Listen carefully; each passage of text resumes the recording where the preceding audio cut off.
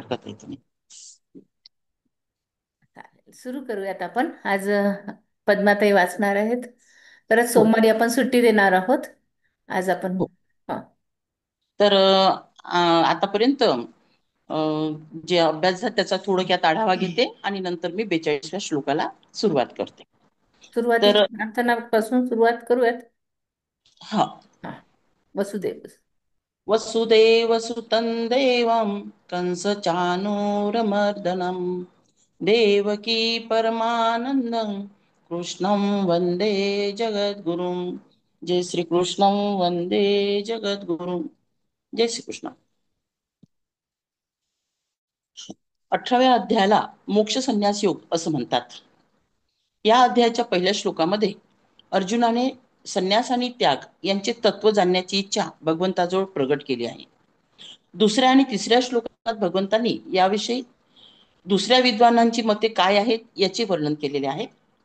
चौथ्या आणि पाचव्या श्लोकामध्ये अर्जुनाला त्यागाविषयी आपला निर्णय ऐकण्यास सांगितला आहे आणि कर्तव्य कर्माचा स्वरूपतः त्याग न करण्याचे औचित्य सिद्ध केलेले आहे. 6व्या श्लोकामध्ये भगवंतांनी त्यागासंबंधी आपले निश्चित मत सांगितले आहे आणि ते इतर मतांपेक्षा उत्तम असल्याचे म्हटले आहे. त्यानंतर 7व्या 8व्या आणि 9व्या श्लोकामध्ये क्रमशः तामस राजस आणि सात्विक त्यागाची लक्षणे सांगितलेली आहे. 10व्या 11व्या श्लोकामध्ये सात्विक त्याग असलेल्या पुरुषाच्या लक्षणांचे वर्णन केलेले आहे. 12व्या श्लोकामध्ये त्यागी पुरुषांचे महत्व प्रतिपादन करून त्यागाच्या प्रसंगाचा उपसंहार केलेला आहे. 15व्या श्लोकापर्यंत अर्जुनाला सांख्य म्हणजे संन्यास हा विषय ऐकण्यास सांगून सांख्य सिद्धांताप्रमाणे कर्माच्या सिद्धीमध्ये अधिष्ठानादी 5 हेतूंचे वर्णन केलेले आहे. 16व्या श्लोकामध्ये शुद्ध असलेल्या आत्म्याला कर्ता असे समजणाऱ्यांची निंदा करून 17व्या मध्ये कर्तेपणाचा अभिमान सोडून कर्म करणाऱ्याची प्रशंसा केली आहे. 18व्या श्लोकात कर्मप्रेरणा कर्मसंग्रह यांचे स्वरूप सांगून 19व्या श्लोकामध्ये ज्ञान कर्म व कर्ता यांचे त्रिविध भेद सांगण्याची प्रस्तावना करीत 20व्या पासून 28व्या श्लोकापर्यंत क्रमशः त्यांच्या सात्विक राजस आणि तामस या भेदांचे वर्णन केलेले आहे. 29व्या श्लोकामध्ये बुद्धी आणि धृती यांचे त्रिविध भेद सांगण्याची प्रस्तावना करून 30व्या श्लोकापासून 35व्या श्लोकापर्यंत क्रमशः त्यांच्या सात्विक राजस आणि तामस अशा भेदांचे वर्णन केले आहे. 36व्या पासून 39व्या श्लोकापर्यंत सुखाचे सात्विक राजस आणि तामस असे 3 भेद केलेले आहेत सुखाचे. आणि आणि 40व्या श्लोकामध्ये गुणांविषयीचा प्रसंगाचा उपसंहार करीत संपूर्ण जग हे त्रिगुणमय असल्याचे सांगितले आहे. त्यानंतर 41व्या श्लोकामध्ये चारी वर्णाच्या स्वाभाविक कर्माच्या विवेचनाचा प्रारंभ केलेला आहे. इथपर्यंत आपण काल बघितलेलं होतं. या 42व्या श्लोकामध्ये त्यानंतर जे समाजात 4 वर्ण आहे ब्राह्मण क्षत्रिय वैश्य आणि शूद्र, तर त्यापैकी ब्राह्मण ब्रह्मकर्म आणि क्षत्रियांचं कर्म कोणते आहे, या विशेषतः ब्रह्मकर्म स्वभावजात हे सांगितलेले आहे. तर मनुष्याच्या जितके व्यक्ती तितक्या प्रकृती आपण म्हणतो आणि त्यानुसार व्यक्तीचे हे प्रकार असतात. इथे जातीनुसार लक्षात घ्यायचं नाही. कारण की ही भगवद्गीता भगवद्गीता भगवंतांनी सांगितलेली आहे. इथे माझ्या मताचं काही. 42वा श्लोक आहे. या 42व्या श्लोकामध्ये ब्राह्मणाची स्वाभाविक कर्मे भगवंत सांगत आहे. शमोदम तपशौचम शांतिरार्जवमेव च ज्ञानम विज्ञानमास्तिक्यम ब्रह्म कर्म स्वभावजम. अंतःकरणाचा निग्रह, इंद्रियावर ताबा ठेवणे, धर्मासाठी कष्ट सहन करणे, अंतर्बाह्य शुद्धी राखणे, दुसऱ्यांच्या अपराधांना क्षमा करणे, मन इंद्रिय व शरीर सरळ राखणे, वेद शास्त्र ईश्वर व परलोक इत्यादीवर विश्वास ठेवणे, वेदशास्त्रांचे अध्ययन अध्यापन करणे आणि परमात्म तत्वाचा अनुभव घेणे ही सर्वच्या सर्व ब्राह्मणांची स्वाभाविक कर्मे आहेत. आता यामध्ये पहिला शब्द आलेला आहे शम. अंतकरणाला स्वाधीन करून घेऊन त्याला विक्षेपरहित करणे म्हणजे शांत बनविणे, तसेच सांसारिक विषयांच्या चिंतनाचा त्याग करणे म्हणजे शम होय. दम म्हणजे सर्व इंद्रियांना स्वाधीन करून घेणे, तसेच स्वाधीन केलेल्या इंद्रियांना बाह्य विषयापासून बाजूला करून घेऊन परमात्म्याच्या प्राप्तीच्या शासनांमध्ये लावणे. तिसरा आहे तप.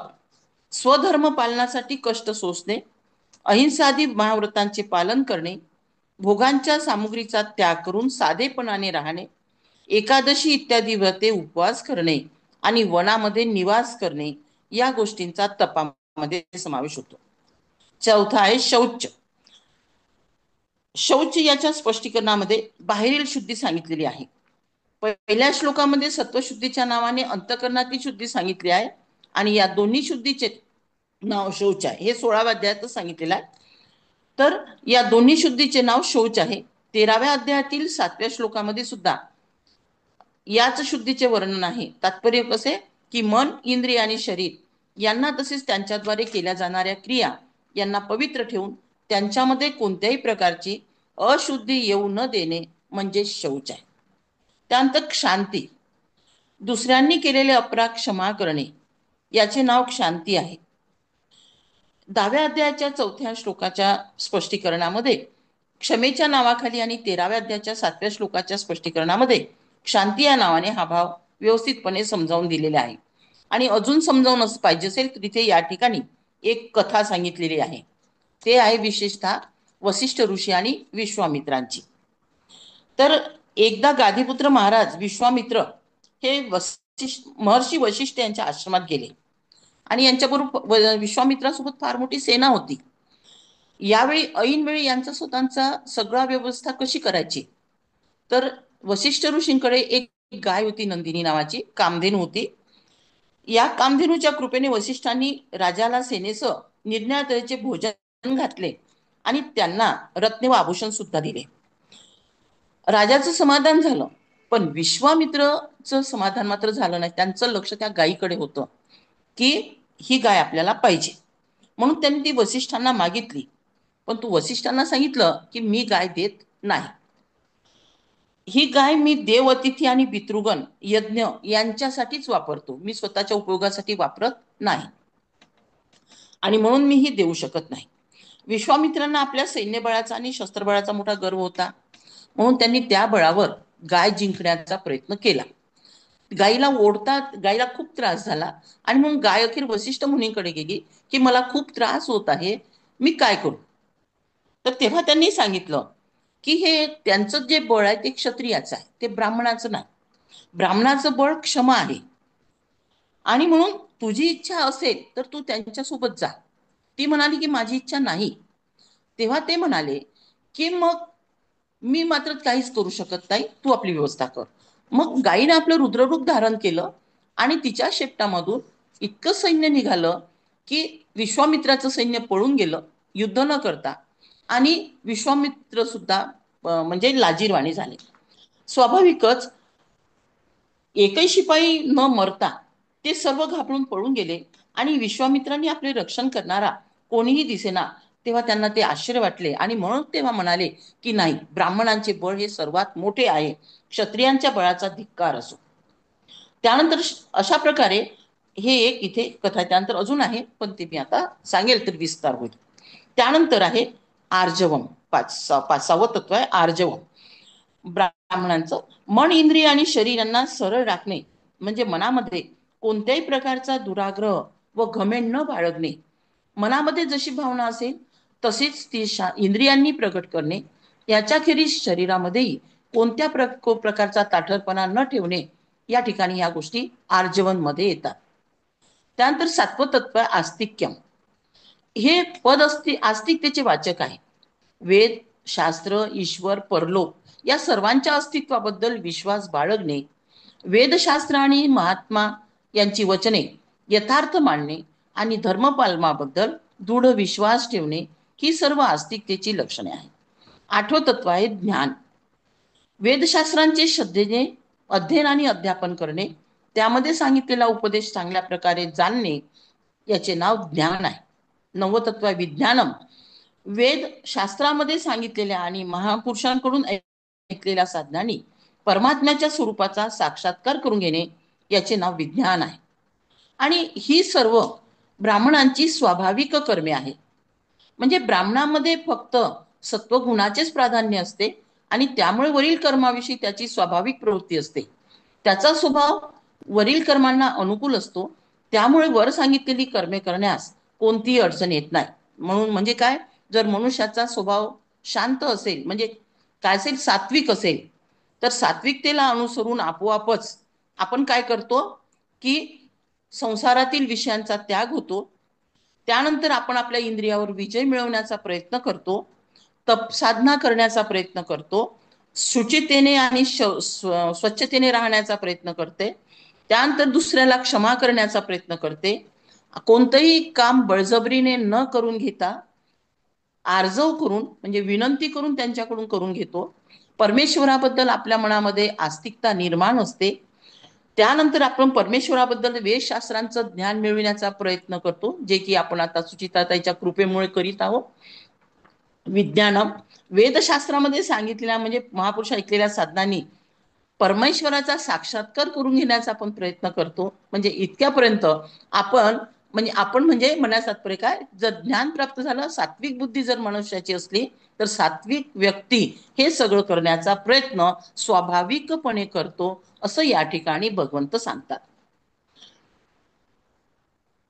स्वतःचे अध्ययन स्वतः करणे, दुसऱ्याकडून अध्ययन करविणे, स्वतः यज्ञ करणे, दुसऱ्याकडून यज्ञ करवून घेणे, स्वतः दान करणे, दुसऱ्यांना दान देणे, अशा प्रकारे मनुस्मृतीमध्ये ब्राह्मणाची 6 कर्मे सांगितलेली आहे. आणि येथे शमदम इत्यादी सामान्य धर्म हेच ब्राह्मणांची कर्मे अशी सांगितलेली आहे. आता या ठिकाणी एक कथा आहे की ते क्षत्रियांची, बालब्रह्मचारी पितामह भीष्म यांची इथे कथा सांगितलेली आहे. तर ते आपण क्षत्रियांच्या कर्मामध्ये घेऊ. अशा प्रकारे ब्राह्मणांच्या स्वाभाविक कर्मामध्ये अधिक याच्या ठिकाणी यांचीच गणना केली, म्हणजे 6च कर्माची गणना मनुस्मृतीमध्ये केलेली आहे, अधिक विस्तार केला नाही. याशिवाय मनुस्मृती इत्यादी जी अधिक कर्मे सांगितली आहेत ती यांच्याबरोबर केली पाहिजे असे समजावे. अशा प्रकारे ब्राह्मणांची स्वाभाविक कर्मे सांगून आता क्षत्रियांची स्वाभाविक कर्मे भगवंत सांगतात. शौर्यंते जो धृती द्राक्षं युद्धे चाप्यपलायनम दानमीश्वर भावश्च शातं कर्म स्वभावजम. शौर्य तेज, धैर्य, चातुर्य, युद्धातून पलायन न करणे, दान देणे आणि स्वामीभाव ही सर्वच्या सर्व कर्म क्षत्रियांची स्वाभाविक कर्मे आहे. याच्यामध्ये शौर्य म्हणजे शूरवीरता, मोठ्यात मोठ्या बलवान शत्रूचा न्याययुक्त सामना करताना भय न दाखविणे, तसेच न्याययुक्त युद्ध करण्यासाठी नेहमीच उत्साहित राहणे आणि युद्धाच्या वेळी साहसपूर्वक गंभीरपणे लढत राहणे म्हणजे शूरवीरता होय. यासाठी भीष्म पितामह यांचे जीवन इथे ज्वलंत उदाहरण आहे. आणि हे आपल्याला भीष्म पितामहाचं चरित्र लिहिण्यासाठी यातील मुद्दे उपयोगी पडू शकतात, म्हणून मी ही कथा वाचत आहे. तर बालब्रह्मचारी भीष्म पितामह यांच्यामध्ये क्षत्रियोचित सर्व गुण प्रगट झाले होते आणि ते प्रसिद्ध क्षत्रिय शत्रू अशा भगवान परशुरामाकडून शस्त्रविद्या शिकलेले होते. ज्यावेळी परशुरामांनी काशीराजाची कन्या अंबा हिच्याशी विवाह करण्यासाठी भीष्मावर दबाव आणला, त्यावेळी त्यांनी मोठ्या नम्रतेने आपल्या सत्याचे रक्षण करण्यासाठी तसे करण्यास स्पष्ट नकार दिला होता. परंतु परशुराम हे कोणत्या प्रकारेही ते न मानता मोठी धमकी देऊ लागली, तेव्हा भीष्मांनी स्पष्ट सांगितले की भय, दया, धन यांच्या लोभाने किंवा कामनेने मी क्षात्र धर्माचा त्याग करू इच्छित नाही. हे माझे धारण केलेले व्रत आहे. हे परशुरामा, तुम्ही लोकांच्या समोर मोठ्या फुशारका मारता की मी बरीच वर्षे एकट्याने क्षत्रियांचा 21 वेळा संहार केला, तर मग ऐका, त्यावेळी हा भीष्म किंवा हा भीष्मासारखा कोणी क्षत्रिय उत्पन्न झाला नव्हता. तुम्ही गवताच्या काड्यांवर आपला प्रताप दाखविला आहे. क्षत्रियामध्ये तेजस्वी असलेले लोक नंतर प्रकट झाले आहेत. हे परशुरामा, यावेळी युद्धामध्ये मी तुमच्या घमंडीचा नक्कीच चुराडा करून टाकेल. म्हणजे गुरु असलेल्या परशुरामाला च्या दबावाला सुद्धा भीष्म काय झालेले नाही, दबले नाही आणि त्यांनी आपला क्षात्र धर्म इथे सोडलेला नाही. परशुराम रागावले आणि सतत 23 दिवस भयानक युद्ध चालले, परंतु परशुराम हे भीष्माला पराजित करू शकले नाही. शेवटी नारद मुनी मध्यस्थी झाले आणि त्या भीष्माची आई गंगा नदी ही पण प्रकट झाली आणि ते दोघांमध्ये पडून परशुरामाने धनुष्याचा त्याग केला. तेव्हा ते युद्ध समाप्त झाले. भीष्मांनी युद्धामध्ये पाठ दाखवली नाही किंवा प्रथमतः शस्त्र सुद्धा सोडले नाही. या ठिकाणी आपल्याला भीष्मांच्या शूरवीरतेचा दर्शन या ठिकाणी घडते. महाभारताच्या 18 दिवसाच्या संग्रामामध्ये सुद्धा 10 दिवस एकट्या भीष्मांनी कौरव पथकाचे सेनापतीपद भूषविले आणि उरलेल्या 8 दिवसात अनेक सेनापती झाले. म्हणजे सतत 10 दिवस सेनापती कोण होते? भीष्म पितामह होते. भगवान श्रीकृष्णाने महाभारताच्या युद्धामध्ये शस्त्र हाती न घेण्याची प्रतिज्ञा केली होती, पण ती प्रतिज्ञा मोडण्याची भीष्म प्रतिज्ञा भीष्मांनी केलेली होती. तर याचा उल्लेख कुठे आहे? यामध्ये भीष्मांनी काही कारणामुळे अशी प्रतिज्ञा केली होती की मी भगवंताला शस्त्र हाती घ्यायला लावीन. महाभारतामध्ये ही कथा नाही, परंतु सूरदासांनी भीष्म प्रतिज्ञेचे मोठे सुंदर वर्णन केलेले आहे. आज जो हरी ही न शस्त्र गहाऊ, तो लाजो गंगा जननी को, सातनु सूत न कहाऊ. म्हणजे आज मी जर श्रीकृष्ण हरी म्हणजे श्रीकृष्ण भगवानाला शस्त्र हाती घ्यायला नाही लावलं तर मी गंगेचा पुत्र होणार नाही आणि शांतनूचा सूत होणार नाही, अशा प्रकारची त्यांनी त्या ठिकाणी प्रतिज्ञा केली होती. आणि म्हणून त्याशिवाय काय म्हटलेलं आहे? रथ आणि महारथ फोडून टाकीन, कपिध्वजासह तो गदगदा हलवीन, परमेश्वराची शपथ घेऊन सांगतो की मी हे करू जर शकलो नाही तर मला क्षत्रिय गती लाभणार नाही. पांडव सेनेसमोर असा धावून जाईल की रक्ताची नदी वाहवीन, रणभूमीमध्ये विजय मिळाल्याशिवाय मी पाठ दाखविणार नाही, असे सूरदास म्हणतात. म्हणजे अशा प्रकारची प्रतिज्ञा भीष्म पितामहांनी घेतलेली होती. ते काही असो, महाभारताच्या नुसार युद्धाच्या 3ऱ्या दिवशी भीष्म पितामह यांनी मोठे प्रचंड युद्ध केले. तेव्हा भगवंतांनी रागावून घोड्याचा लगाम सोडला आणि सूर्यासारख्या प्रभेने युक्त होऊन आपले सुदर्शन चक्र हाती घेऊन ते फिरवत रथातून त्यांनी उडी घेतली होती, खाली उडी घेतली आणि भीष्म पितामहाकडे ते गेलेले होते. हे पाहून सर्व हाहाकार करू लागले. भगवंतांनी प्रलय कालाच्या अग्नीप्रमाणे भीष्माकडे मोठ्या वेगाने धाव घेतली. श्रीकृष्ण चक्र घेऊन आपल्याकडे येत असे पाहून महात्मा भीष्म जराही घाबरले नाही आणि अविचलितही झालेले नाही. त्यांनी आपल्या धनुष्याच्या दोरीचा टणत्कार करीत म्हणू लागले की हे देवदेवा, हे जगन्निवासा, हे माधवा, हे चक्रपाणी, या मी तुम्हाला प्रणाम करतो. हे सर्वांना आश्रय देणाऱ्या मला जबरदस्तीने या श्रेष्ठ रथातून खाली पाडा. त्यांनी काय म्हटलेलं आहे की तुमच्यावर मी शस्त्र उभारू शकत नाही, पण तुम्ही जे शस्त्र, माझी प्रतिज्ञा पूर्ण झाली, आता तुम्ही मला खाली पाडा. हे श्रीकृष्णा, आज तुमच्या हातून मी मारला गेल्यावर माझे या लोकी आणि परलोकी मोठे कल्याण होईल. हे यदुनाथा, तुम्ही स्वतः मला मारण्यास धावला, त्यामुळे माझा गौरव 3 लोकात पसरला आहे. अर्जुनाने धाव घेऊन भगवंताचे पाय मागच्या बाजूने धरले आणि मोठ्या प्रयासाने त्यांना परतविले, म्हणून भीष्म पितामह त्या दिवशी वाचले. 9व्या दिवशीची गोष्ट. भगवंतांनी पाहिले की भीष्मांनी पांडव सेनेमध्ये प्रलय माजविला आहे. ते घोड्याचे लगाम सोडून हाती आसळ घेऊन भीष्माकडे धावले. तेव्हा 9व्या दिवशी भगवंताच्या या तेजामुळे पावला पावलावर जणू पृथ्वी विदीर्ण होऊ लागली होती. कौरव पक्षातील वीर घाबरून गेले आणि भीष्म मेले असे म्हणून ओरडू लागले. हत्तीकडे धाव गेलेल्या सिंहाप्रमाणे भगवंतांना आपल्याकडे येत असल्याचे पाहून भीष्म किंचितही तेव्हाही विचलित झालेले नाही आणि धनुष्य ओढून ते म्हणाले की हे पुंडरीकाक्षा, हे देवदेवा, तुम्हाला नमस्कार असो. हे यादव श्रेष्ठा, या आज या महायुद्धामध्ये माझा वध करून मला वीरगती द्या. हे अनघा, हे देवदेव श्रीकृष्णा, आज तुमच्या हातून मेल्यावर या लोकांमध्ये माझे पूर्ण कल्याण होईल. हे गोविंदा, तुमच्या व्यवहारामुळे मी आज त्रिभुवनात सन्मानित झालो आहे. हे निष्पापा, मी तुमचा दास आहे. आज तुम्ही यथेच्छ माझ्यावर प्रहार करा.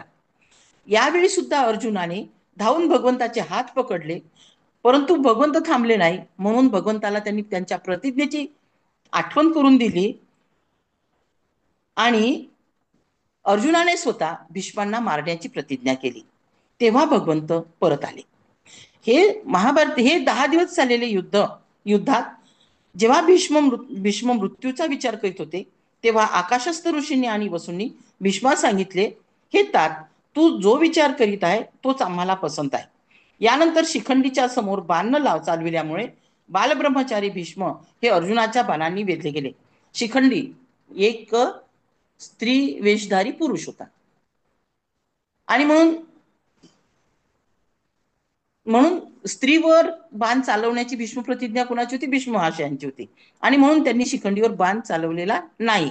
आणि म्हणून त्यांनी शिखंडीच्याच म्हणून काय, हे अर्जुनाच्या बाणांनी वेधले जाऊन ते शरशय्येवर पडले. पडताना भीष्मांनी सूर्याला दक्षिणायनामध्ये असल्याचे पाहिले, म्हणून त्यांनी प्राणत्याग केला नाही. गंगेने महर्षींना हंसाच्या रूपात त्यांच्या पाठविले. भीष्माने सांगितले की मी उत्तरायणात सूर्य येईपर्यंत जिवंत राहीन आणि योग्य वेळ येताच प्राणत्याग करीन. म्हणजे इच्छा मरण त्यांच्या, म्हणजे इतकी शक्ती होती त्यांच्याजवळ की त्यांची इच्छा जेव्हा असेल तेव्हाच त्यांना मरत येईल. आणि भीष्माच्या शरीरामध्ये अर्जुनाचे बाण वेधले गेलेले नव्हते, अशी 1-2 बोटही जागा शिल्लक नव्हती शरीराची. आणि फक्त त्यांचे डोके खाली लटकत होते. त्यांनी उशी मागितली. दुर्योधन इत्यादींनी उशी देण्याचा प्रयत्न केला, पण ते भीष्म हसून म्हणाले की हे वीरांनो, या कापसाच्या उशाची मला गरज नाही आहे, या वीरशय्येला योग्य नाही आहे. शेवटी ते अर्जुनाला म्हणाले, मुला, मला योग्य अशी उशी दे. तेव्हा अर्जुनाने 3 बाण त्यांच्या मस्तकाखाली अशा रीतीने मारले गेले की त्यांचे डोके बरोबर उचलले गेले आणि ते बाण उशीचे काम करू लागले. त्यावर भीष्म फार प्रसन्न झाले आणि म्हणाले की हे महाभाहो, शास्त्रधर्मामध्ये दृढतेने राहणाऱ्या क्षत्रियांना रणांगणामध्ये प्राणत्याग करतेवेळी शरशय्येवर अशा प्रकारे झोपले पाहिजे. भीष्म हे बाणांनी घायल होऊन शरशय्येवर पडले होते. ते पाहून बाण काढणाऱ्या कुशल शस्त्रवैद्यांना बोलावण्यात आले. त्यावर भीष्म म्हणाले की मला क्षत्रियाची परमगती मिळालेली आहे आणि म्हणून आता या चिकित्सकांची गरज नाही, म्हणजे माझ्या शरीरातून बाण सुद्धा काढू नका, ते मला जेव्हा मरण येईल तेव्हा आपोआपच गळून पडतील. जखमामुळे भीष्मांना फार वेदना होत होत्या. त्यांनी गार पाणी मागितले, तेव्हा सर्व पाणी घेऊन धावले. पण भीष्म तेव्हाही हसले की मला या पाण्याची गरज नाही. तेव्हा शेवटी अर्जुनाला बोलावून ते म्हणाले की मुला, माझे तोंड सुकले आहे, तू समर्थ आहेस, मला पाणी पाज. अर्जुनाने रथावर चढून गांडीव धनुष्य प्रत्यंचा चढविली आणि भीष्माच्या उजवीकडे पृथ्वीमध्ये पर्जन्यास्त्र मारले. त्या क्षणी तेथून अमृतासमान सुगंधित आणि उत्तम अशा जलाची धार निघाली. ती भीष्माच्या मुखात पडू लागली. ते जल पिऊन भीष्म तृप्त झाले. म्हणजे यावरून अशा प्रकारे, आणि महाभारती युद्ध संपल्यावर युधिष्ठिर हा श्रीकृष्णांना बरोबर घेऊन भीष्मांच्या जवळ गेला. सर्व मोठमोठे ब्रह्मविद्य ऋषी म्हणून तेथे उपस्थित होते. भीष्मांनी भगवंतांना पाहून प्रणाम केला, त्यांचे स्तवन केले. श्रीकृष्णाने भीष्मांना सांगितले की उत्तरायण येण्यास अजून वेळ आहे. एवढ्या वेळात तुम्ही धर्मशास्त्राचे जे ज्ञान संपादन केले आहे ते युधिष्ठिराला ऐकवून त्याचा शोक दूर करा. भीष्म म्हणाले, प्रभो, माझे शरीर बाणाच्या पिडेमुळे व्याकुळ झाले आहे. मी काही बोलू शकत नाही. मन बुद्धी चंचल झालेली आहे. बोलण्याची शक्ती नाही. वारंवार मूर्छा येते आहे. पण तुमच्या कृपेमुळे आतापर्यंत जिवंत आहे. तुमच्यासारख्या जगद्गुरु समोर माझ्यासारख्या शिष्याने जर काही सांगितले तर तो अविनय होईल. म्हणून तेव्हा क्षमा करा. तेव्हा प्रेमाने डबडबल्या डोळ्यांनी भगवंत सद्गतीत होऊन म्हणाले, भीष्मा, तुमची ग्लानी, मूर्छा, दाह, व्यथा, क्षुधा, क्लेश आणि मोह हे सर्व माझ्या कृपेने आताच नाहीसे होतील. तुमच्या अंतःकरणामुळे मध्ये सर्व प्रकारच्या ज्ञानाचे स्मरण होईल. तुमची बुद्धी ही निश्चयात्मक बनेल. तुमचे मन नित्य सत्वगुणामध्ये स्थिर होईल. तुम्ही धर्माचे किंवा ज्या कोणत्याही विद्येचे चिंतन कराल ते तुमची बुद्धी सांगू लागेल. म्हणजे श्रीकृष्णाने असा काय दिला? आशीर्वाद त्यांना दिला. तसेच पुढे म्हणाले की मी स्वतः उपदेश न देता तुमच्याकडून तो देवत आहे, त्यामुळे माझ्या भक्ताची कीर्ती आणि यश वाढेल. भगवत कृपेमुळे भीष्मांच्या शरीरातील सारी वेदना त्याच क्षणी नष्ट झाली. त्यांचे अंधकरण हे सावध आणि बुद्धी ही परिपूर्ण जागृत झाली. ब्रह्मचर्य, अनुभव, ज्ञान आणि भगवत भक्ती यांच्या प्रतापामुळे अगाध ज्ञानी भीष्म हे ज्याप्रमाणे 10 दिवस रणामध्ये तरुणाच्या उत्साहाने वावरत होते, त्याच प्रकारच्या उत्साहाने त्यांनी युधिष्ठिराला धर्माच्या सर्व अंगाचा पूर्णपणे उपदेश दिला आणि त्याचे शोकसंतप्त हृदय शांत केले. 58 दिवस शरशय्येवर राहिल्यावर व सूर्य उत्तरायणावर गेल्यावर भीष्माने प्राणत्याग करावयाचा निश्चय केला. त्यांनी भगवंत श्रीकृष्णाला सांगितले, हे भगवान, हे देवदेवेशा, हे सुरासुर वंदिता, हे त्रिविक्रमा, हे शंख चक्रधारी, मी तुम्हाला प्रणाम करतो. हे वासुदेवा, हिरण्यात्मा, परमपुरुष सविता, विराट जीवरूप अनुरूप परमात्मा आणि सनातन असे तुम्हीच आहात. हे पुंडरीकाक्षा, हे पुरुषोत्तमा, तुम्ही माझा उद्धार करा. हे श्रीकृष्णा, हे वैकुंठा, हे पुरुषोत्तमा, आता मला जाण्याची आज्ञा द्या. मी मंदबुद्धीच्या दुर्योधनाला खूप समजविले होते की जेथे कृष्ण आहे तेथेच धर्म आहे, जेथे धर्म आहे तेथेच विजय आहे, परंतु त्या मूर्खाने माझे ऐकले नाही. मी तुम्हाला ओळखतो, तुम्हीच पुराण पुरुष आहात, तुम्हीच नारायण अवतीर्ण झालेले आहात. हे श्रीकृष्णा, मला आता शरीर त्याग करण्याची आज्ञा द्या. तुमच्या आज्ञेमुळे मी शरीर सोडून परमगती प्राप्त करीन. भगवंतांनी आज्ञा दिली तेव्हा भीष्मांनी योगाद्वारे वायू रोखून प्राण क्रमशः वर चढविण्यास प्रारंभ केला. 8व्या अध्यायामध्ये याचं वर्णन केलेलं आहे की शरीरामध्ये जर अग्नी असेल तरच माणूस पुढच्या क्रिया करू शकतो, म्हणजे प्राण कसा सोडावा हे करू शकतो. म्हणजे जठराग्नी असेल तर, परंतु नसेल तर काही करू शकत नाही आणि त्याला मोक्ष प्राप्त मिळू शकत नाही. पण जठराग्नी जर असेल तर तो आपल्या मताप्रमाणे इच्छा मरण घेऊ शकतो आणि त्याला मोक्ष प्राप्त मिळू शकतो. म्हणजे हा जठराग्नी कोणी निर्माण करून दिला होता? भगवंतांनीच भीष्माच्या शरीरात निर्माण करून दिलेला होता, हे आपल्याला माहिती आहे. आणि जसजशी त्यांचे एक एक अवयव शिथिल होत गेले तसतसे त्यातील बाण गळून जाऊ लागले आणि त्या त्या अंगातले बाण त्या क्षणी निघत होते आणि घाव भरले जात होते. एका क्षणात भीष्मांच्या शरीरातील सर्व बाण निघाले. शरीरावर एकही घाव दिसत नाही, उरला नव्हता आणि प्राण हे ब्रह्मरंध्र भेदून वर गेले. ब्रह्मरंध्रातून निघालेले तेच पाहता पाहता आकाशामध्ये विलीन झाले असे लोकांना दिसले. बघा, म्हणजे त्यावेळीची लोकांची ही क्षमता होती जी आज आपण तसं राहू शकत नाही, तितकी क्षमता आपल्यामध्ये नाही. हे क्षत्रिय धर्माचं इथं वर्णन केलेलं आहे आणि त्याच ठिकाणी भीष्मांची इथे उदाहरण दिलेलं आहे की भीष्म प्रतामाची प्रत्येक त्यांची जी प्रतिज्ञा त्यांनी केली होती ती पूर्ण त्यांनी स्वतः केलेली आहे. त्यानंतर या ठिकाणी तेज, क्षत्रियांचं आहे तेज. तिसरं, पहिलं शूरवीरता, दुसरं तत्व तेज. ज्या शक्तीच्या प्रभावामुळे मनुष्य दुसऱ्याचा दबाव असताना सुद्धा तो न मानून कोणत्याही कर्तव्य पालनापासून कधी विनमुख होत नाही आणि ज्यामुळे दुसरे लोक न्यायाच्या आणि त्याच्या विरुद्धचा व्यवहार करण्यास घाबरतात, त्या शक्तीचे नाव तेज आहे. यालाच प्रताप आणि प्रभाव सुद्धा म्हणतात. त्यानंतर तिसरं आहे त्याचं क्षत्रियाचा गुणधर्म, तो म्हणजे धैर्य. मोठ्यात मोठे संकट आल्यावरही, युद्धामध्ये शरीरावर मोठ्यात मोठा प्रहार झाल्यावर, आपले पुत्र पौत्र मेल्यावर, सर्वस्वाचा नाश झाल्यावर किंवा अशाच प्रकारची इतर कोणती मोठ्यात मोठी विपत्ती कोसळल्यावरही व्याकुळ न होणे आणि आपल्या कर्तव्य पालनापासून कधीही विचलित न होता न्यायानुकूल असे कर्तव्य पालन करीत राहणे, याचे नाव आहे धैर्य. आपण थोडं जरी संकट आलं तरीही रडायला सुरुवात करतो किंवा आपलं धैर्य सुटून जाते, परंतु या ठिकाणी क्षत्रियाचं जे तिसरं तत्व सांगितलं ते धैर्य सांगितलेलं आहे आणि असं धैर्य क्षत्रियाजवळ असते. चौथा आहे दक्षता. परस्पर भांडण करणाऱ्यांना न्याय देण्यासाठी, आपल्या कर्तव्याचा निर्णय करण्यासाठी आणि त्याचे पालन करण्यासाठी, युद्ध करण्यासाठी, तसे मित्र, वैरिक, मध्यस्थ यांच्याबरोबर यथायोग्य व्यवहार करण्यासाठी जी कुशलता लागते तिचं नाव आहे दक्षता. म्हणजे मित्राबरोबर स्नेहाने वागणे आणि शत्रूबरोबर जशास तसं वागणे, याच्यासाठी दक्षता अतिशय महत्वाची असते. अशा प्रकारे आणि युद्ध चाप्य पलायनही सुद्धा म्हटलेलं आहे इथं, म्हणजे युद्धामध्ये पळून न जाणे, युद्ध करताना मोठ्यात मोठे संकट आल्यावरही पाठ न दाखविणे, प्रत्येक परिस्थितीमध्ये न्यायाने सामना करीत आपल्या शक्तीचा उपयोग करीत राहणे आणि प्राणांची पर्वा न करता युद्धामध्ये दृढतेने उभे राहणे, म्हणजे युद्धामधून पळून न जाणे होय. हाच धर्म लक्षात ठेवून वीर बालक अभिमन्यूने 6 महारथींशी एकट्याने युद्ध करीत प्राण सोडले, परंतु शस्त्र काही सोडले नाही. अभिमन्यू चक्रव्यूहात सापडलेला होता तेव्हा त्याचे सगळे सोयरे तिथे होते. त्यांनी त्याच्यावर बाणांचा प्रहार केला आणि गतप्राण झाला, पण तो युद्धातून पळून जाऊ शकला नाही किंवा तो पळाला नाही. आधुनिक काळामध्येही राजस्थानच्या इतिहासात अशी अनेक उदाहरणे आपल्याला मिळतात. वीर राजपुतांनी युद्धात अरूनही शत्रूला पाठ दाखविली नाही आणि एकट्याने शेकडो हजारो सैनिकांची झुंजत आपले प्राण दिले.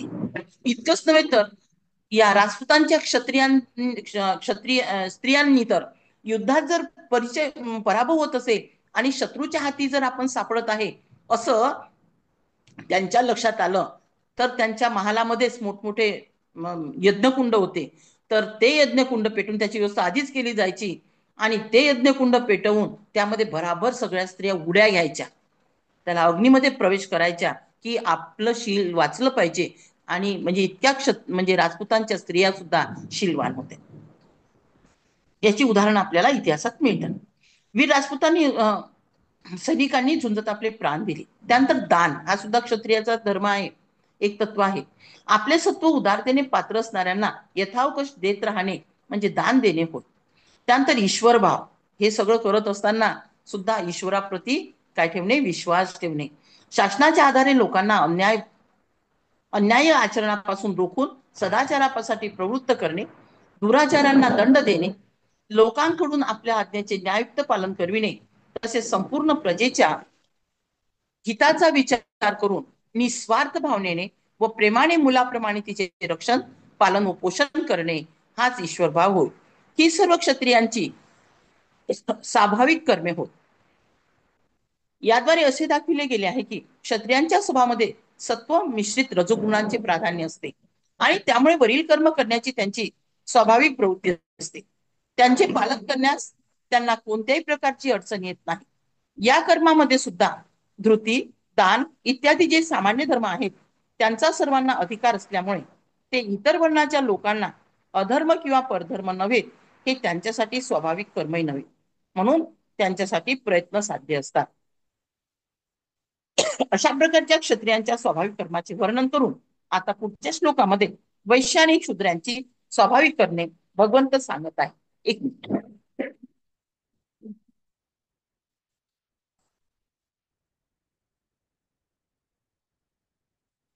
ताई आमच्याकडे अध्याय भरपूर पाऊस चाललाय, त्यामुळे विजांच्या कडकडाटाचा त्रास होत होता, त्यामुळे खिडकी बंद केली.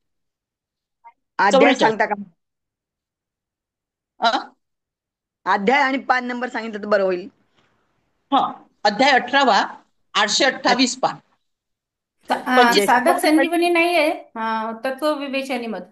तत्व विवेचनीय. अच्छा, ओके ओके, ठीक आहे. जय श्रीकृष्ण. जय श्री कृषी गौरक्ष वाणिज्यं वैश्य कर्म स्वभावजं परिचर्यात्मकं कर्म शूद्रस्यापि स्वभावजं. शेती, गोपालन आणि क्रय विक्रय रूप सत्य व्यवहार ही वैश्याची स्वाभाविक कर्मे होत. तसेच सर्व वर्णांची सेवा करणे हे शूद्राचेही स्वाभाविक कर्म आहे. शेती करणे, शेती, गोपालन. शेती म्हणजे जमिनीमध्ये योग्य प्रकारे बीज पेरून गहू, सातू, हरभरा, मूग, भात, मका, उडीद, हळद, धणे इत्यादी खाद्यपदार्थ, कापूस, नाना प्रकारची औषधे, फळफळावळे, देव, मनुष्य, पशु इत्यादींना उपयोगी पडणाऱ्या इतर पवित्र वस्तू उत्पन्न करणे, त्याचे नाव आहे कृषी म्हणजे शेती. भारताचा 70% भाग कृषी विभाग आहे, परंतु आज प्लॉटिंगमुळे पुष्कळ आणि कंपन्यांनी हा भाग व्यापलेला असल्यामुळे शेतीचं क्षेत्र आज कमी झालेलं आहे. असो, गोरक्षक, नंद इत्यादी गोपालांच्या प्रमाणे आपल्या घरी गायी पाळणे, त्यांना रानात घेऊन चारविणे, घरी अत्यावश्यक त्याप्रमाणे चारा देणे, पाणी पाजविणे, तसेच व्याघ्र इत्यादी हिंसक प्राण्यांपासून त्यांचे रक्षण करणे, त्यांच्यापासून दूध, दही, तूप इत्यादी पदार्थ मिळवून त्या पदार्थांनी लोकांच्या गरजा भागविणे आणि त्यांच्या बदली मिळालेल्या धनाने आपल्या प्रपंचासह त्या गायीचा चांगल्या प्रकारे व न्यायाने निर्वाह करणे म्हणजे गौरक्ष म्हणजेच गोपालन होय. पशुमध्ये गाय ही मुख्य आहे, तसेच मनुष्य मात्रासाठी सर्वात अधिक उपकारी पशु गायच आहे.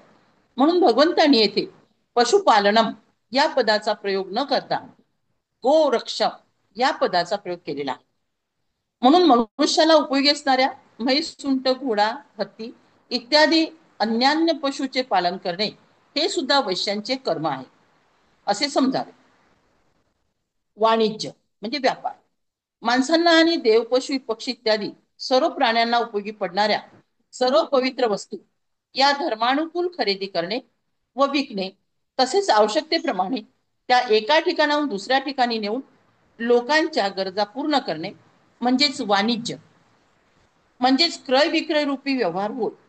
वाणिज्य करते वेळी वस्तूंची खरेदी विक्री करताना मोजमाप इत्यादी मध्ये कमी देणे किंवा अधिक देणे, वस्तू बदलून देणे किंवा एका वस्तूमध्ये दुसरी वस्तू मिळवून चांगल्याऐवजी वाईट वस्तू देणे किंवा वाईटाऐवजी चांगली देणे, नफा, कमिशन व दलाली इत्यादी ठरवून त्यापेक्षा अधिक घेणे किंवा कमी देणे, अशा प्रकारे कोणत्याही व्यापारात खोटेपणा, कपट, चोरी आणि बळजबरी करून किंवा इतर कोणत्याही प्रकारे अन्याय करून दुसऱ्यांचे सत्व गडप करणे हे सर्व वाणिज्यामधील दोष आहे. ह्या सर्व दोषांनी रहित अशी जी सत्ययुक्त व न्याययुक्त पवित्र वस्तूंची खरेदी विक्री आहे तीच क्रय विक्रय रूपी सत्य अशा व्यवहार होय. तुलाधाराने या व्यवहारामुळे सिद्धी प्राप्त करून घेतलेली आहे. म्हणजे वाणिज्यामध्ये फसवणूक हे न्याय मानलेलं नाही. नफा मिळवा, परंतु तो किती आवश्यक तेवढाच मिळवायचा आहे. कोणाची फसवणूक करणे हा गुन्हा आहे, हे पाप आहे या ठिकाणी सांगितलेलं आहे. वैश्यांची स्वाभाविक कर्मे म्हणजे वैश्याच्या स्वभावामध्ये तमोमिश्रित रजोगुण हा प्रधान असतो. त्यामुळे त्याची वरील कर्माबद्दल स्वाभाविक प्रकृती असते. त्याचा स्वभाव वरील कर्मांना अनुकूल असतो. म्हणून ही करण्यामध्ये त्याला कोणत्याही प्रकारची अडचण वाटत नाही. आज आपण पाहतो ब्राह्मण, क्षत्रिय, वैश्य आणि शूद्र या चारही वर्णाचे लोक मिश्रित व्यवहार करीत आहेत. ब्राह्मण व्यापार करीत आहे, शेती करीत आहे आणि त्याच्या बुद्धीनुसार जर बुद्धी जर नसेल तर त्याला कधी कधी कमी दर्जाची कामे सुद्धा करावी लागतात. त्याचप्रमाणे क्षत्रिय आज ब्राह्मणांची कामे करीत आहोत काय, वैश्य सुद्धा ब्राह्मणांची कार्य करीत आहे. त्यानंतर म्हणजे अशा प्रकारे आता हा स्वभाव धर्म म्हणजे मनुष्याच्या प्रकृतीमध्ये जो स्वभाव असेल तो स्वभाव त्यानुसार करीत आहे. स्वाभाविकच या ठिकाणी आपल्याला इथे एक कथा सांगितलेली आहे की काशीमध्ये तुलाधार नावाचा एक वैश्य व्यापारी होता. तो महान तपस्वी आणि धर्मात्मा होता. न्याय आणि सत्वेच्या आधारे तो खरेदी विक्रीचा व्यापार करीत असे. जाजली नावाचा एक ब्राह्मण जो होता तो समुद्र म्हणजे कोणी उच्च नाही आणि कोणी नीच नाही या ठिकाणी उदाहरण दिलेलं आहे की वैश्य आहे किंवा व्यापारी आहे म्हणून तो ब्राह्मणापेक्षा कनिष्ठ असं नाही. तुमच्यामध्ये सत्य असेल, निष्ठा असेल तर तुम्ही श्रेष्ठ आणि ती नसेल तर तुम्ही कनिष्ठ, याचं उदाहरण ते या ठिकाणी दिलेलं आहे. तर जाजली नावाचा जो ब्राह्मण होता तो त्याने उग्र तपश्चर्या केली. की इतकी तपश्चर्या केली की त्याच्या जटेमध्ये चिमण्यांनी घरटे बांधले आणि त्यामध्ये त्याला आपल्या तपस्येबद्दल गर्व वाटू लागला की मी इतके दिवस तपस्या केली की माझ्या जटा एवढ्या मोठ्या झाल्या की माझ्या जटेमध्ये चिमण्यांनी घरटे बांधले. ते त्याला अभिमान वाटू लागलं. तेव्हा आकाशवाणी झाली की हे जाजली, तू तुलाधारासारख्या धार्मिक नाहीस, तो तुझ्याप्रमाणे गर्व करीत नाही. जाजली काशीला आला. त्याने पाहिले की तुलाधार हा फलमूल, मसाले, तूप इत्यादी विकत आहे, म्हणजे तो व्यापारी आहे. तुलाधाराने जाजलीचा स्वागत सत्कार करून प्रणाम करून म्हटले की तुम्ही समुद्रकिनारी मोठी तपस्या केली आहे, तुमच्या डोक्यावरील जटामध्ये चिमण्यांनी पिले जन्माला घातली, त्यामुळे तुम्हाला गर्व झाला आहे आणि तुम्ही आकाशवाणी ऐकून येथे आला आहात. सांगा मी तुमची काय सेवा करू. आता हे तुलाधार नावाच्या ब्राह्मणाला कसं माहित झालं म्हणून जाजीला आश्चर्य वाटलं. तुलाधाराचे एक ज्ञान पाहून जाजली आश्चर्यचकित झाला. जाजलीने तुलाधाराला विचारले की तेव्हा त्याने धर्माचे एक फार सुंदर निरूपण केले. तुलाधाराच्या मुखातून धर्माचे रहस्य ऐकून जाजलीला मोठी शांती लाभली. महाभारतातील शांतीपर्वामध्ये आहे लिहिलेलं, म्हणजे याचं वर्णन शांती पर्वामध्ये 261 ते 264 अध्यायामध्ये सुंदररित्या केलेलं आहे.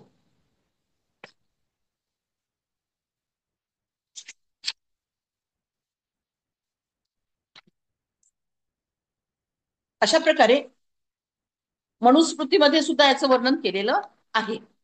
परिचर्यात्मकम. परिचर्यात्मकम म्हणजे काय? तर येथे द्विजाची वर्णादी अर्थात ब्राह्मण क्षत्रिय वैश्य यांच्याशी दास्यवृत्तीने राहणे, त्यांच्या आज्ञेचे पालन करणे हे शूद्रांचं सांगितलेलं आहे.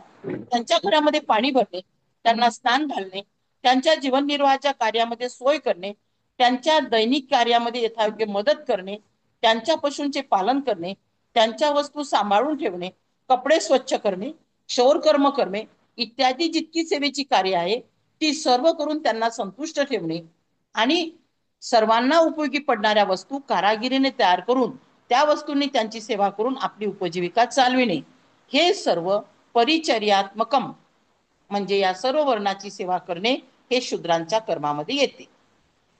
आता आपण या ठिकाणी म्हटलेलं आहे सर्वांच्या उपयोगी पडणाऱ्या वस्तू कारागिरीने तयार करून, आज आपण त्यांना कलाकार म्हणतो. आणि ही जी सेवा देणारे आहे हे आपण आता शूद्र म्हणू शकत नाही, कारण ही आज आपली गरज आहे, गरज झालेली आहे. आणि म्हणून यांना आपण शूद्र म्हणू शकत नाही. ते आज आपल्यापेक्षाही श्रेष्ठासारखे वागतात. शासनाने त्यांना मदत देऊन आणि सगळ्या प्रकारची मदत देऊन त्यांना अत्युच्च शिखरावर नेऊन ठेवलेले आहे, आज आपण असं म्हणू शकतो.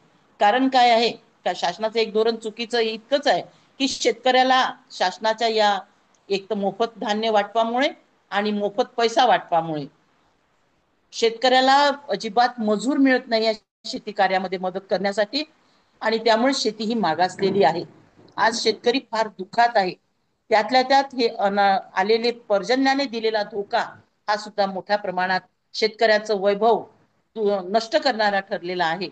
आणि म्हणून थोडं इथे आपल्याला या ठिकाणी म्हणावं लागेल, तो अन्नदाता आहे, संपूर्ण जगाला अन्न पुरवतो, परंतु आज तो दुःखात सापडलेला आहे. तर या ठिकाणी आपल्याला त्याच्याविषयी शेतकऱ्यांच्या विषयी शासनाने धोरण राबवावं असं मला वाटते. एवढंच मी म्हणेन. त्यानंतर इथे शूद्रांचेही स्वाभाविक कर्म म्हटलेले आहे. या म्हणण्याचा भावार्थ असा आहे की शूद्रांच्या स्वभावामध्ये रजोमिश्रित तमगुण हा प्रधान गुण असतो. म्हणून वरील सेवेच्या कार्याबद्दल त्याची स्वाभाविक प्रवृत्ती असते. ही कर्मे त्याच्या स्वभावाला अनुकूल असतात आणि ती करताना त्याला काही अडचण वाटत नाही. येथे अपीचा प्रयोग करून भगवंतांनी असे दाखविले आहे की ज्याप्रमाणे दुसऱ्या वर्णांच्या साठी त्यांना अनुरूप असलेली इतर कर्मे ही स्वाभाविक आहे, त्याचप्रमाणे शूद्रांच्यासाठी सेवारूपी कर्मे ही स्वाभाविक आहेत. आणि म्हणून असे दाखविले आहे की ते हे संपूर्ण कर्म करणे ते स्वाभाविक आहे. परंतु 44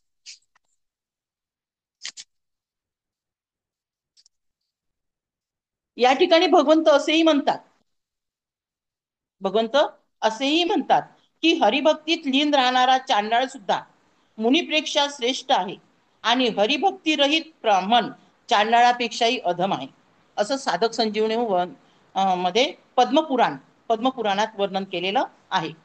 त्यानंतर अवैष्णव ब्राह्मणापेक्षा वैष्णव चांडाळ श्रेष्ठ आहे, कारण तो वैष्णव चांडाळ आपल्या बंधुगणांसह भवबंधनातून मुक्त होतो, परंतु तो अवैष्णव ब्राह्मण नरकात जातो. महाभारतात वर्णन केल्याप्रमाणे जर शूद्र भगवत भक्त असेल तर तो शूद्र नाही, तर तो परमश्रेष्ठ ब्राह्मण आहे. वास्तविक सर्व वर्णामध्ये शूद्र तो आहे जो भगवत भक्ती रहित आहे, असं वर्णन या इथे आपल्याला केलेलं दिसून येते. म्हणून शूद्रांनी कनिष्ठ मानू नये आणि ब्राह्मणांनी श्रेष्ठ मानू नये. तर ज्याच्यामुळे जो सात्विक भाव आहे तो ब्राह्मण, ज्याच्यामध्ये सात्विक आणि राजस भाव आहे तो क्षत्रिय, ज्याच्यामध्ये राजस आणि तामस हे भाव मिळून आहे तो वैश्य, आणि ज्याच्यामुळे तामस आणि राजस भाव मिळून आहेत ते शूद्र. ही प्रवृत्ती आहे मनुष्याची. याचं वर्णन इथे भगवंतांनी मनुष्याच्या स्वभावाचं म्हणजे मनुष्यातील प्रवृत्तीचं इथे वर्णन केलेलं आहे. अशा प्रकारे चारी वर्णाच्या स्वाभाविक कर्माचे वर्णन सांगून आता भक्तियुक्त कर्मयोगाचे स्वरूप आणि फल हे सांगण्यासाठी त्या कर्माचे आचरण कशा प्रकारे केल्याने मनुष्याला अनायास परमसिद्धी प्राप्त होते ही गोष्ट पुढील 2 श्लोकामध्ये ते सांगितलेली आहे. स्वे स्वे कर्मण्यभिरत संसिद्धी लभते नरः स्वकर्म निरत सिद्धिं यथा विंदती तृच्छृणु तच्छृणु तच्छृणु. हे थोडस कठीण आहे. आपापल्या स्वाभाविक कर्मात तत्पर असलेल्या मनुष्यास भगवत प्राप्तिरूप परमसिद्धीचा लाभ होतो. आपल्या स्वाभाविक कर्मात रत असलेला मनुष्य ज्या रीतीने कर्म करून परमसिद्धीला प्राप्त होतो ती रीत तू ऐक. ताई, ऐकायला येते का? हो ते. कारण की इथे आभाळ खूप आलाय, विजाचा गडगडाट आहे आणि अच्छा, म्हणून नाही नाही, ऐकायला येते ऐकायला का? छान येते आणि छान सुरू आहे अगदी. हा, ठीक आहे ताई.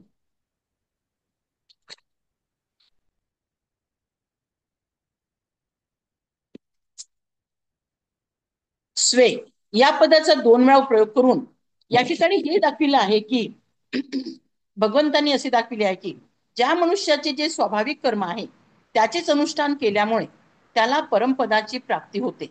म्हणजेच ब्राह्मणाला आपल्या परमपदाची प्राप्ती करून ब्राह्मणाला आपल्या शमदमादी कर्मामुळे, क्षत्रियाला शूरवीरता आणि प्रजापालन आणि दानादी कर्मामुळे, वैश्याला शेती इत्यादी कर्मामुळे जे फल मिळते तेच फल शूद्राला सेवेच्या कर्मामुळे मिळते. म्हणून ज्याचे जे स्वाभाविक कर्म आहे तेच त्याला परम कल्याणप्रद असते.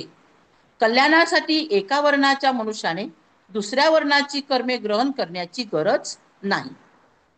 संसिद्धी हे पद येथे अंतःकरणाच्या शुद्धीसाठी सिद्धीचे किंवा स्वर्गप्राप्तीचे किंवा अनिमादी सिद्धीचे वाचक नव्हे, तर याला परमात्म्याची प्राप्ती, परमगतीची प्राप्ती, शाश्वत पदाची प्राप्ती, परमपदाची प्राप्ती आणि निर्वाण ब्रह्मपदाची प्राप्ती असे म्हणतात.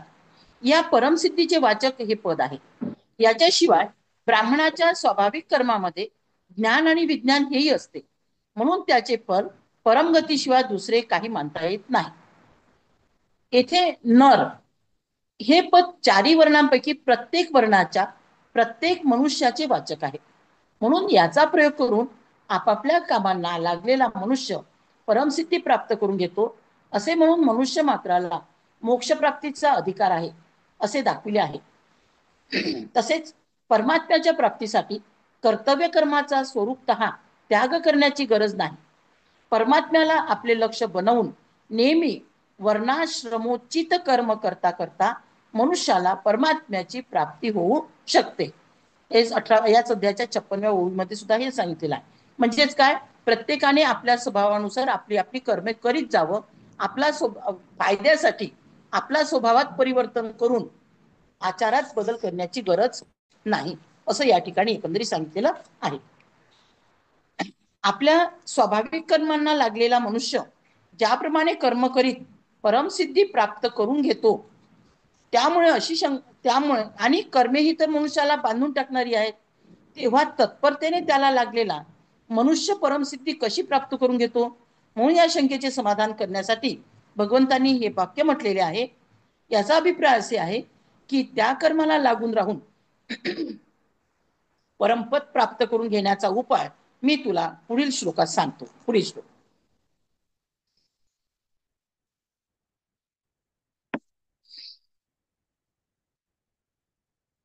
यतत् प्रवृत्तिर्भूतानां येन सर्वमिदं ततः स्वकर्मणा तमस्भ्यश्च सिद्धिं विंदती मानव.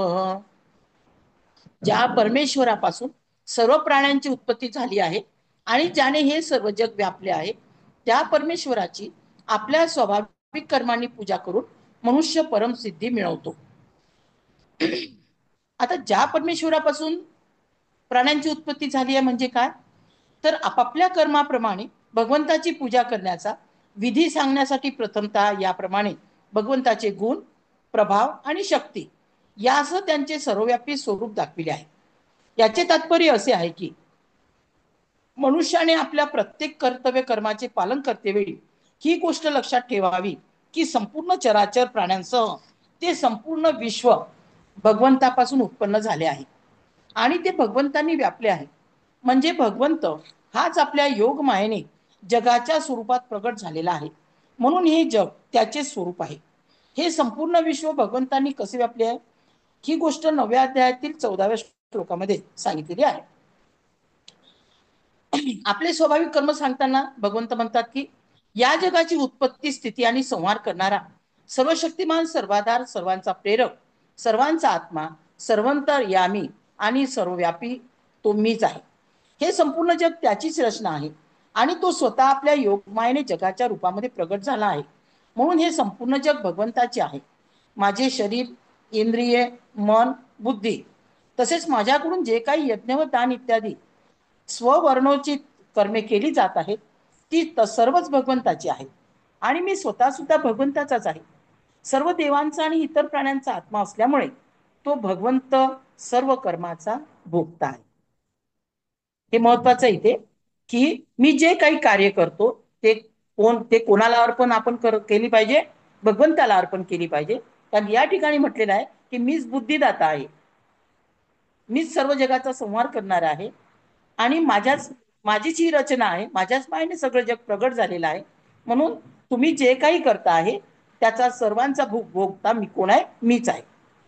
अशा प्रकारे भरमश्रद्धेने आणि विश्वासाने समजून घेऊन सर्व कर्माविषयीची ममता, आसक्ती आणि फलेच्छा यांचा पूर्ण त्याग करून भगवंताच्या आज्ञेनुसार त्याच्या प्रसन्नतेसाठी आपल्या स्वाभाविक कर्माच्या द्वारे सर्व जगाची सेवा करणे म्हणजे सर्व प्राण्यांना सुख देण्यासाठी आपल्या स्वार्थाचा त्याग करून आपल्या कर्तव्याचे पालन करणे म्हणजे आपल्या स्वाभाविक कर्माद्वारे परमेश्वराची पूजा करणे होय.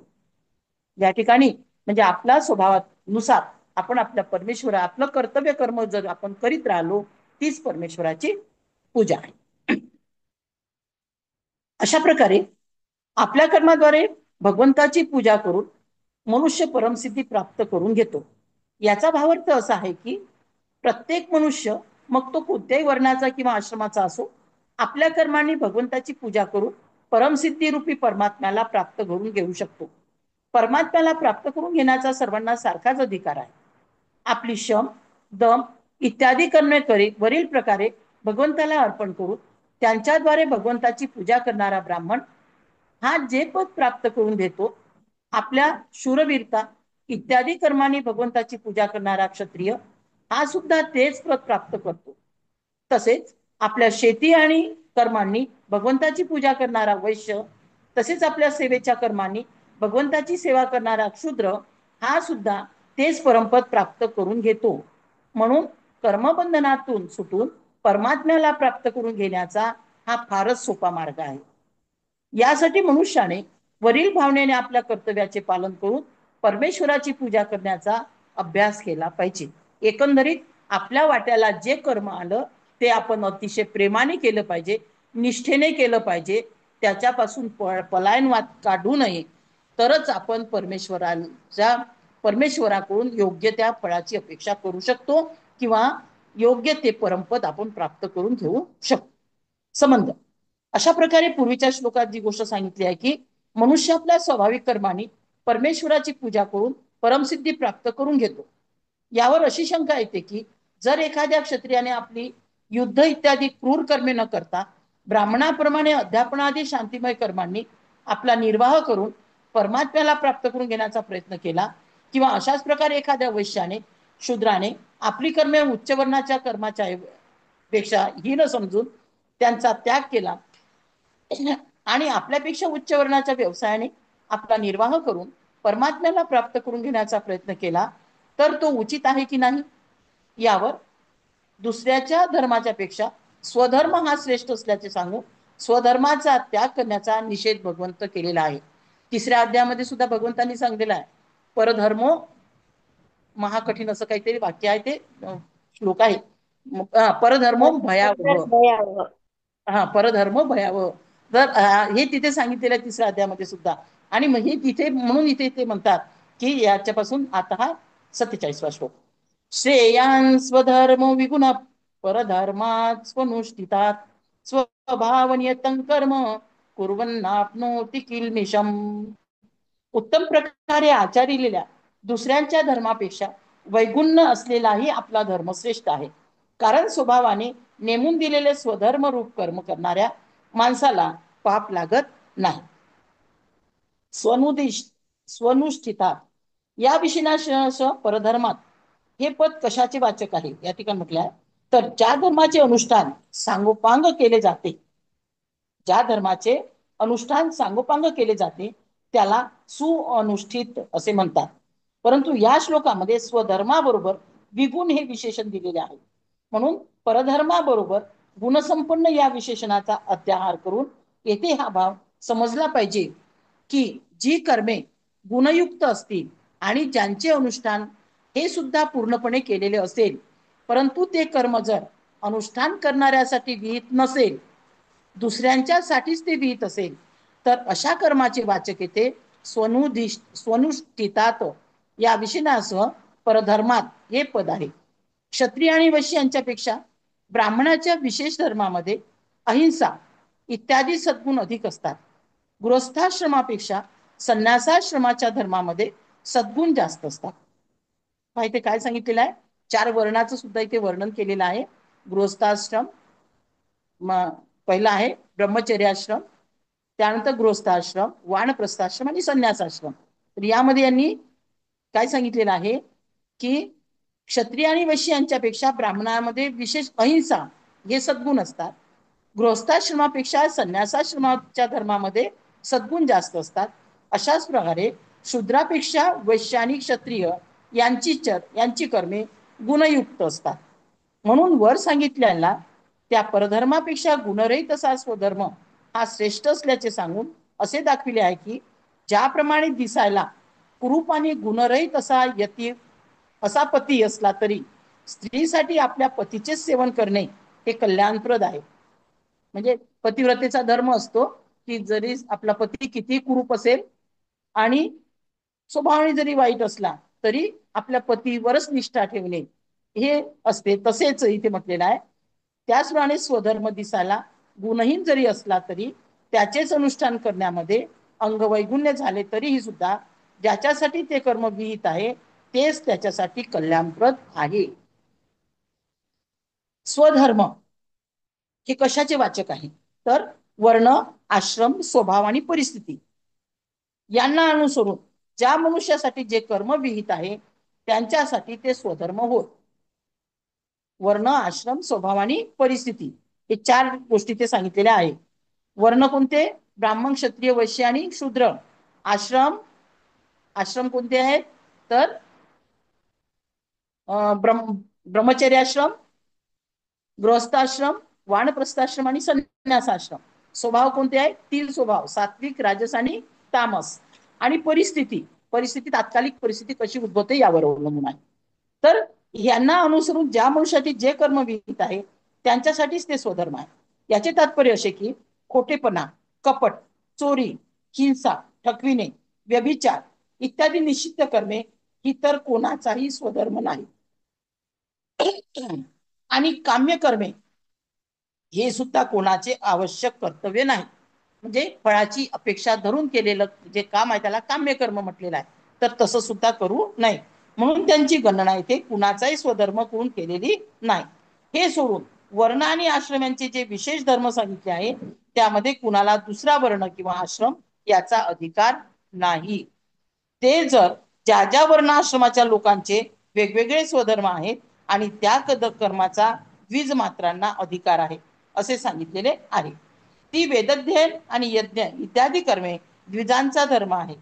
ज्यांचा तसेच ज्यांचा सर्व वर्णश्रमातील स्त्री पुरुषांना अधिकार आहे असे ईश्वर भक्ती, सत्य भाषण, माता पित्यांची सेवा, इंद्रियांचा संयम, ब्रह्मचर्य पालन आणि विनय ही ब्राह्मणांची सांगितलेली हे धर्म सर्वांचे स्वधर्म आहे.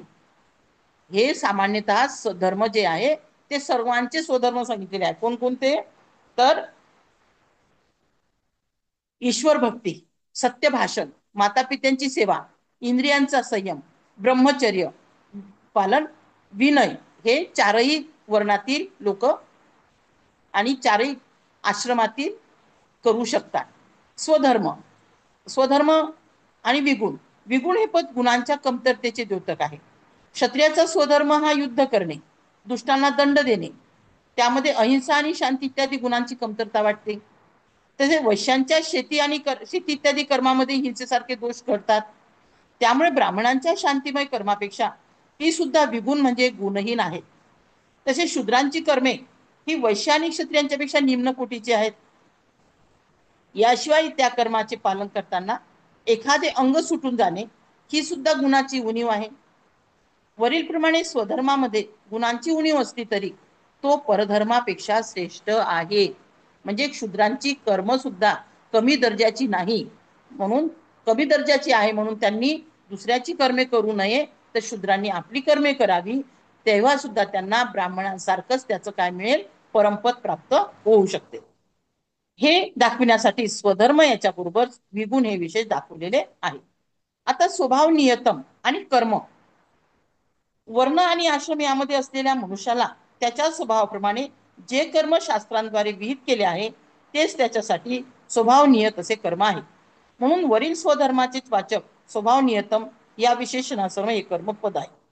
ही कर्मे करताना मनुष्याला पाप लागत नाही. या म्हणण्याचा इथे भावार्थ असा की ती कर्मे न्यायाने आचरण करताना जरी अनुषंगिक हिंसेसारखी पापे झाली तरी ती त्याला लागत नाही, आणि दुसऱ्याचा धर्म पालन करताना त्याच्यामध्ये हिंसेसारखे दोष कमी असले तरी परवृत्ती छेदन इत्यादी पापे लागतात. जर आपण दुसऱ्याचं कर्म केलं, दुसऱ्या धर्माचे जर स्वभाव अंगीकारले, कर्म अंगीकारले, तर आपल्याला परवृत्ती छेदन ही पाप लागते. म्हणून गुणरहित असला तरी स्वधर्म हा अशा गुणयुक्त परधर्मापेक्षा श्रेष्ठ आहे. ताई थांबायचं का? हो, मी तेच म्हणणार होते, थांबूयात आपण इथं, चालेल. हा, 48वा श्लोक आहे उद्यासाठी, सोमवारसाठी. तर करील का मग मी वाचन? हो, मंगळवारी आता. हा, चालेल. मंगळवारला. 48च्या नंतर म्हणजे 49 पासून ना? नाही, 48च 48. करायचा. बर. 47च आज फक्त कमी श्लोक झाले, 7 श्लोक झाले. थोडस काय अवतरणी काय ना ही समजली पाहिजे सगळ्यांना, म्हणून थोडस हळू वाचत आहे.